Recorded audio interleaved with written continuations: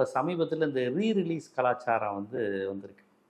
என்னைய கேட்டால் ஒரு வந்த காலகட்டத்தில் பெரிய அளவில் பேசப்படாத ஃபெயிலியரான படங்கள்லாம் ரீரிலீஸ் ஆகி கலெக்ஷன் வாங்குது. ஏன்னு கேட்டிங்கன்னா, இப்போ உள்ள இயக்குநர்களுக்கு பெருசாக புதுசாக க்ரியேட்டிவாக யோசிக்கிறது ரொம்ப குறைஞ்சி போச்சு. ஏற்கனவே எடுத்த படத்தை அப்படியே எடுக்கிறாங்க. ஒரு படத்தின் பாதிப்பிலிருந்து எடுப்பது வேற, ஒரு இலக்கியத்தின் நாவலின் பாதிப்பிலிருந்து ஒரு படம் வருவதுங்கிறது இயல்பு ஒரு படைப்பாளிக்கு. ஒரு படைப்பாளிக்கு அவனுடைய ஊரோ, மக்களோ, தெருவோ, எதிர்த்து விட்டு பெண்ணோ, தன்னுடைய அம்மாவோ, அவன் படித்த நாவல் இதில் இருந்து தான் ஒரு பாதிப்பில் படம் எடுக்கலாம். மகேந்திரன், பாலுமகேந்திரலாம் அந்த மாதிரி எடுத்தாங்க. பாரதிராஜா சார்லாம் அப்படி தான் எடுத்தாங்க. ஆனால் இப்போ பார்த்தீங்கன்னா, அவனுக்கு ஒரு அனுபவமே இல்லை. மண் சார்ந்த அனுபவம், ஊர் சார்ந்த அனுபவம், ஒரு ஊரோட கல்ச்சர், அந்த மாதிரி எந்த நேட்டிவிட்டி கான்செப்டும் இல்லாதனால அவன் ஏதோ இருக்கிறத ஏற்கனவே ஹிட்டான ஒரு விஷயத்தை திருப்பி திருப்பி எடுக்கிற மாதிரியான ஒரு கல்ச்சர் இருக்கே ஒழிய ரொம்ப ட்ரை ஆயிருச்சோங்கிற ஒரு பயம் வருது சினிமாவில்.